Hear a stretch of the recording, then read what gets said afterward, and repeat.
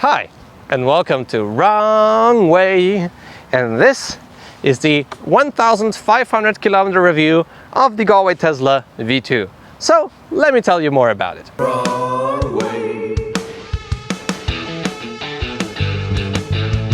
And this review will not be actually hosted by me, but it will be hosted by Kate, who is now behind the camera because she actually put the most miles on to the Tesla V2. But before that, a little backstory. We bought the GotWay Tesla V2 at My E-Wheel for a special price, but nevertheless we paid our own monies for it. And if you want to buy a wheel at My E-Wheel, feel free to use my code WRONGWAY for a 5% discount. The Tesla V2 is a city commuter wheel, I would say. It has a 16-inch wheel, pretty narrow tire, 2.1 to 5, 1900 watt powered motor, and it has a 1000 watt-hour battery. And if you want to find out more details or more performance tests about the GotWay Tesla V2, feel free to check out any of the prior videos we made on the V2. We also made a teardown, so there's lots of info about it on this channel. In this review, after 1500 kilometers, we'll tell you like what is the Tesla V2 really like, and for that we will switch sides now. I'll take over the camera and Kay will tell you about it.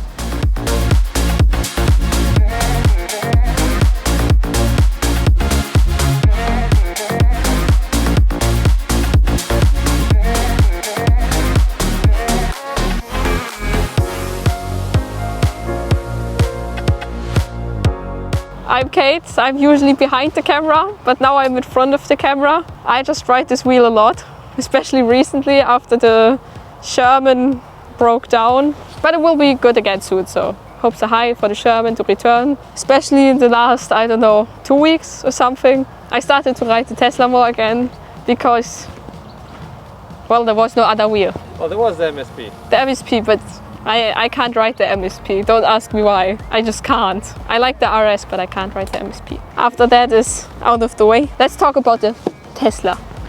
I have the Tesla. I was riding it since like last winter, so like November, December. Every 2 to 4 weeks I was riding it for a weekend when I was in Poland. Now I ride it full time. So like overall, I think the Tesla is just like the perfect city commuter, city cruiser, because it's just like a very compact wheel for what it is. It's very light. I can lift that, which is already incredible. Do I talk too much nonsense? No, I love it. We can also cut the nonsense out. Like, first of all, it is light, as demonstrated. It's very easy to take with you. It's very great to go to the store with. It has a good speed. It's not too high speedy, which is okay if you're in the city, like on pedestrian paths or bike paths. It has a great range for its size again, for its weight. The highest amount of range I got was like with a 60 kilogram rider plus gear plus a backpack and camera. Gear was like 65 kilometers. With 7% left. That's like the basics about it, I would say.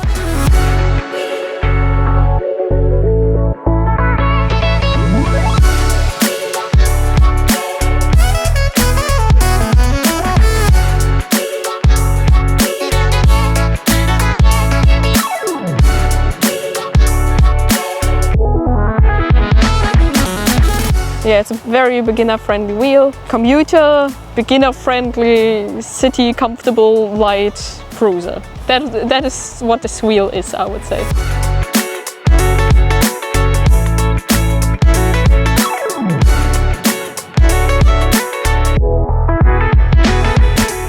But what happens if you have to go off-road? Sometimes you just ride along and off-road just pops out of nowhere and attacks you.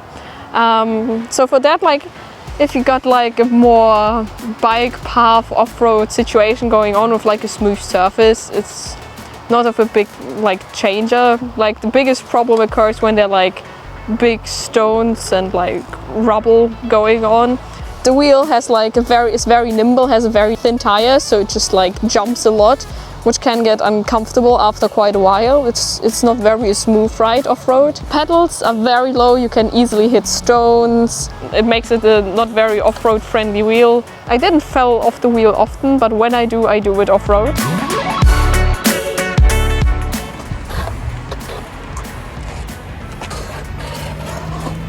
it just jumps up and down a lot. That's why we also have the side pads now. If it's a very bumpy area, it's just very easy to fall off, basically. So I was riding the Tesla for probably like 1,100 kilometers without any additional side pads. These we just got and installed recently. But the Tesla does have those like squishy little side thingies going on. I heard some people don't like them, but I especially love them. It's very easy to grip the wheel tightly, which gives it like a very stable feeling. But now we also got the side pads, and I think like at the beginning with all side pads you have to figure out how they fit best, and right now it doesn't change a lot. I would say it's just like a little additional help for braking, for accelerating if you need it. Usually if you don't go that fast, you don't feel a big difference. It's just when you're like going 45 kilometers an hour and you really need to brake, then side pads are going to make the difference.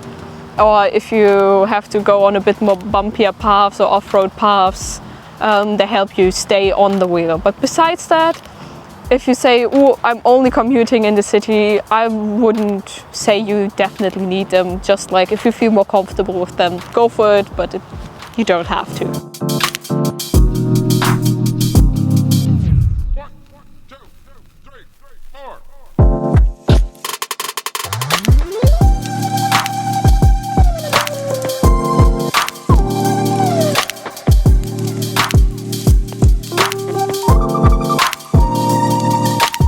Tesla is a sort of speedy wheel. It's like a mid-range speedy wheel, I would say. On a full charge, the beeps for me come in at like 48, 47 kilometers, which obviously decreases. It's a greasy time.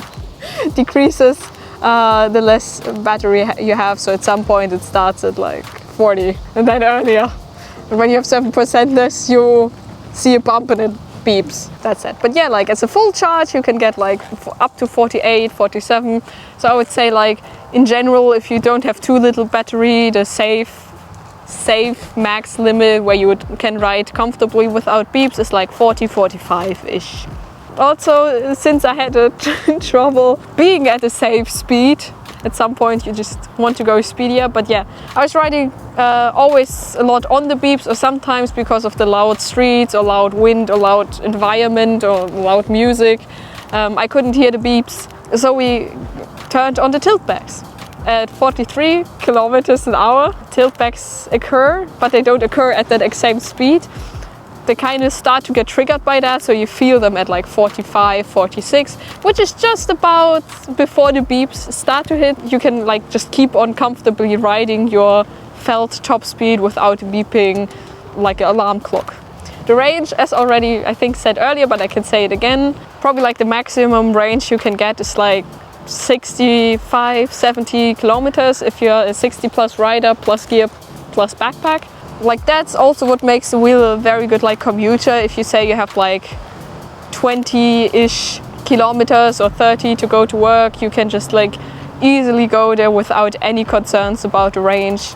You don't have to constantly think about running out of range because you have the ability to go even a bit further, and you can just like then charge it. And about charging, that was smooth. We have a 3.5 amps fast charger, 3 to 4 hours for a full charge. So if you just even go and eat lunch somewhere for a bit longer, or you just go home and chill for a little while, if you were riding quite a bit before, you can easily charge it up.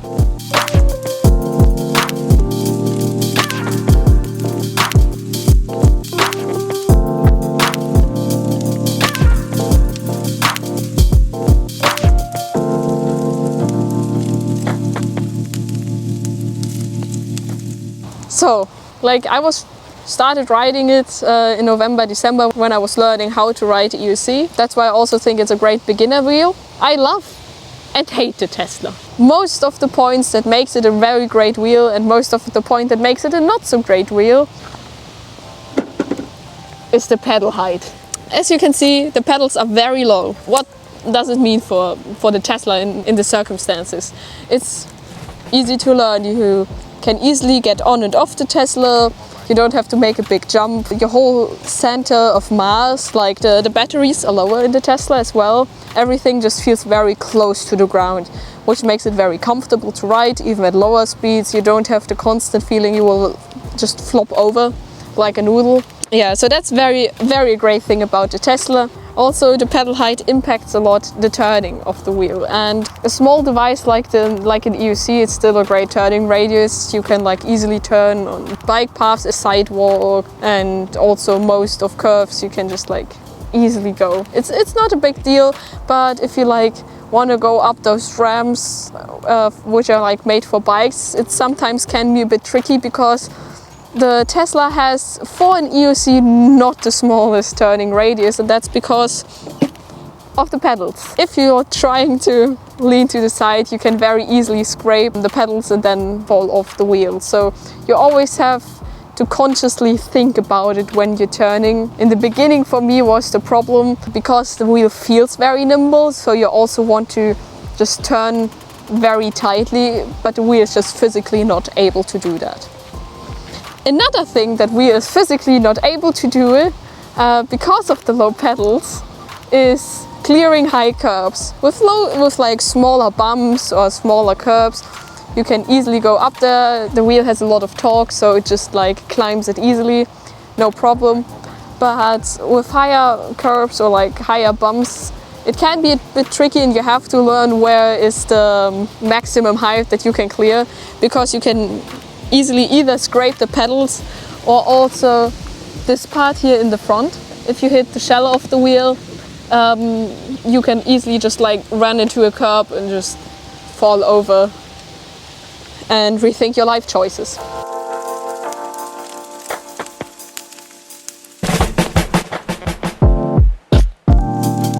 right.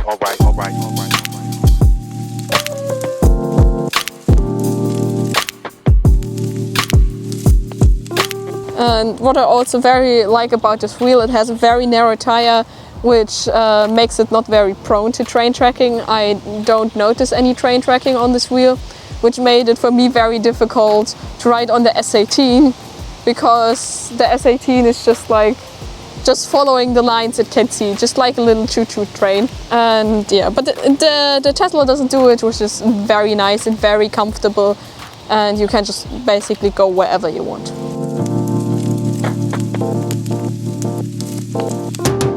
Let's talk about features. The trolley handle of this wheel. The trolley handle is placed on the side, not in the middle like on other wheels or at the back. It's on the side, which makes it easy to just like walk next to it. If you're like in a shopping mall or like in a store or whatever. If you have just like smaller errands to run, it's very comfortable because you can easily get it in and out.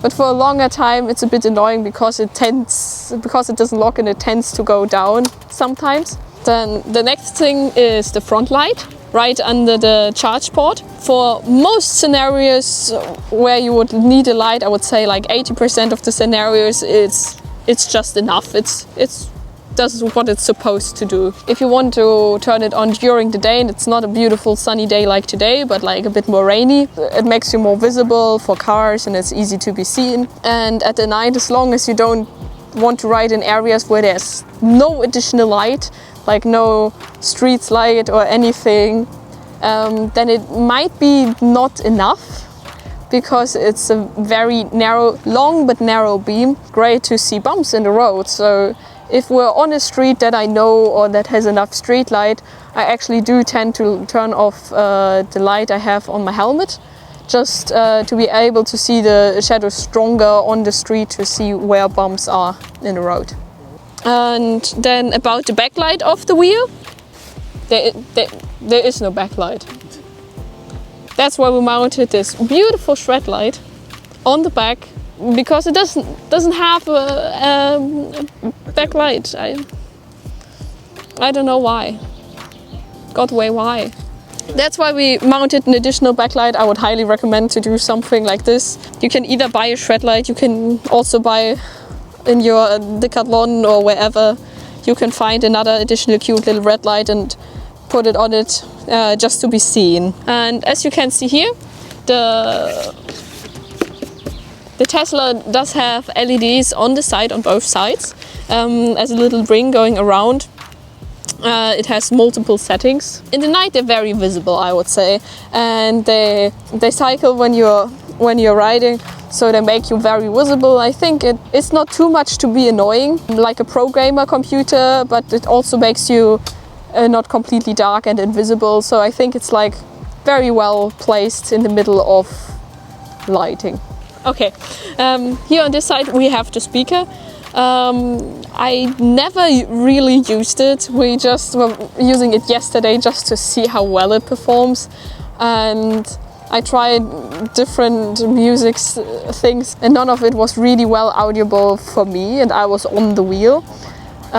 If you like put it to max volume, you can hear it a bit, especially like when you're not to a big street, next to a big street. It's okay if you just want to listen to some of your music during a ride and you don't have an additional speaker. I think it just does an okay job. It's not as bad as the Monster Pro speaker, but it's also not as good as the MSP or speaker, so it's like, it's okay. I would advise, if you're one of the music people while riding, definitely get an additional speaker, because it won't make you happy. And also one of the parts that I really enjoy about the Tesla, it has very fast acceleration. You can easily take over bicyclists or catch up to other riders. Makes it very easily to reach your top speed. That was basically all I can think about what's interesting to note after 1,500 kilometers on the Tesla. And now we go back to Adam and see you soon.